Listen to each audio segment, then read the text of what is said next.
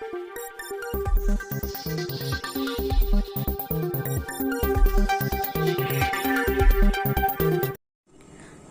To ATV. Agency ప్రాంత SC కులాలకు తీరని అన్యాయం జరిగింది. భద్రాద్రి కొత్తగూడెం జిల్లా కొత్తగూడెం సింగరేణి ఎస్సీ ఎస్టీ ఉద్యోగాల కార్యాలయంలో షెడ్యూల్ కులాల హక్కుల పోరాట సమితి సమావేశం సోమవారం జరిగింది. ఈ సమావేశానికి వ్యవస్థాపక అధ్యక్షులు బొమ్మెర శ్రీనివాస్ పాల్గొని మాట్లాడారు. రాజ్యాంగపరమైన హక్కు ఎస్సీ కులాలకు అభివృద్ధిలో వాటా, అధికారంలో వాటా కోల్పోయామని అన్నారు. ఏజెన్సీ ప్రాంతాల్లో లక్షల మంది తరపున ఇప్పటి వరకు ఒక్క ప్రజాప్రతినిధి లేనందున నామినేట్ పదవులు కేటాయించాలని ప్రభుత్వాన్ని డిమాండ్ చేశారు. ఈ సమావేశంలో షెడ్యూల్ కులాల హక్కుల పోరాట సమితి రాష్ట్ర జిల్లా నాయకులు ఎనగంటి కృపాకర్, కొండే రాములు, నాగేశ్వరరావు, రమణయ్య, తిరుమలరావు, జిల్లా మహిళా నాయకురాలు పార్వతి, పోడా మొత్తయ్య, సమ్మయ్య ఇతరులు పాల్గొన్నారు. ఏజెన్సీ ప్రాంతం సగభూభాగం ఎస్సీ కులాలకు తీరని అన్యాయం జరుగుతూ ఉంది. ముఖ్యంగా భారత రాజ్యాంగంలో ప్రవేశపెట్టినటువంటి అభివృద్ధిలో వాటా, అధికారంలో వాటా అనే ఏదైతే ఉందో దానికి దూరం చేస్తా ఉన్నారు ప్రభుత్వాలు. అవి అందటం లేదని చెప్పి మేము ఆవేదన వ్యక్తం చేస్తా ఉన్నాం. తెలంగాణ రాష్ట్రం ఏర్పడక ముందు తెలంగాణ రాష్ట్రంలో ఏజెన్సీ భూభాగంలో ఉండబడినటువంటి ఎస్సీలకు రిజర్వేషన్ ఉండేది.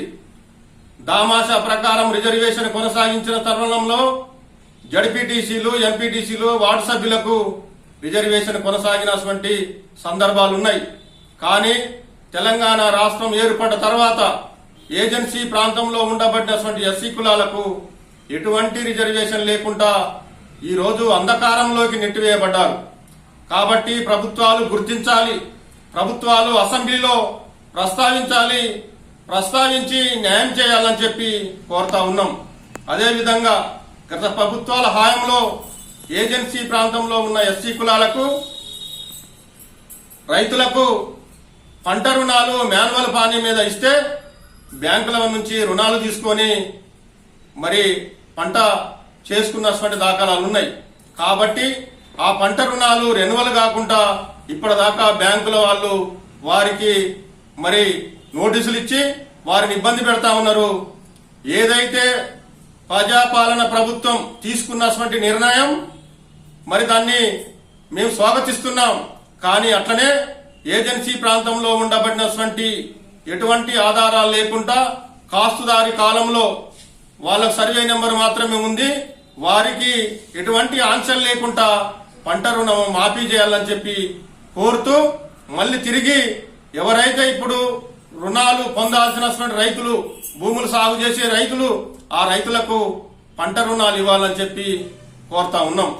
అదే క్రమంలో ఏజెన్సీ ప్రాంతంలో ఉండబడినటువంటి ఎస్సీ కులాలు మరి నిరుద్యోగులైనటువంటి వాళ్ళు, ఇక్కడ పేదలు, నిరుపేదలు, వారికి ఎటువంటి ఉద్యోగ అవకాశాలు లేవు, ఉపాధి అవకాశాలు లేవు.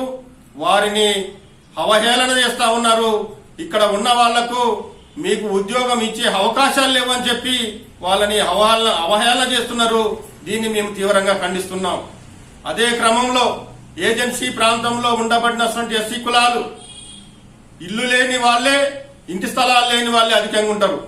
వారికి గత ప్రభుత్వాల హాయంలో వందలాది కాలనీలు ఇచ్చిన దాఖలాలున్నాయి. కానీ తెలంగాణ రాష్ట్రం ఏర్పడ్డ తర్వాత మీకు ఇల్లు ఇచ్చే అవకాశం లేదు, ఇంటి స్థలం ఇచ్చే అవకాశం లేదు అని చెప్పి వారిని అనాథలుగా చేస్తున్నారు. కాబట్టి మేము దాన్ని తీవ్రంగా ఖండిస్తున్నాం. కనుక ఏజెన్సీ ప్రాంతంలో ఉండబడినటువంటి ఎస్సీలకు అభివృద్ధి శూన్యంగా మారింది. కాబట్టి రాజ్యాంగ పరిధిలో ఉన్నారా, రాజ్యాంగ పరిధిలో లేరా తేల్చుకునే సమయం ఆసన్నమైంది. కనుక ఈ యొక్క రాజ్యాంగపరమైనటువంటి హక్కులు నెరవేర్చడానికి ప్రభుత్వాలు ఆలోచించాలని చెప్పి విజ్ఞప్తి చేస్తా ఉన్నాం. అదే క్రమంలో ఏజెన్సీ ప్రాంతంలో ఉండబడినటువంటి ఎస్సీ కులాలు గతంలో ఏదైతే రిజర్వేషన్ ఎంపీటీసీలు, జడ్పీటీసీలు, వార్డు సభ్యులు గతంలో ఉండబడినటువంటి భూములకు మాన్యువల్ పానీ మీద పంట రుణాలు, అదేవిధంగా ఇక్కడ ఉండబడినటువంటి వాళ్లకు ప్రతి దాంట్లో రిజర్వేషన్ అంటేది ఎంతో కొంత ఉండేది.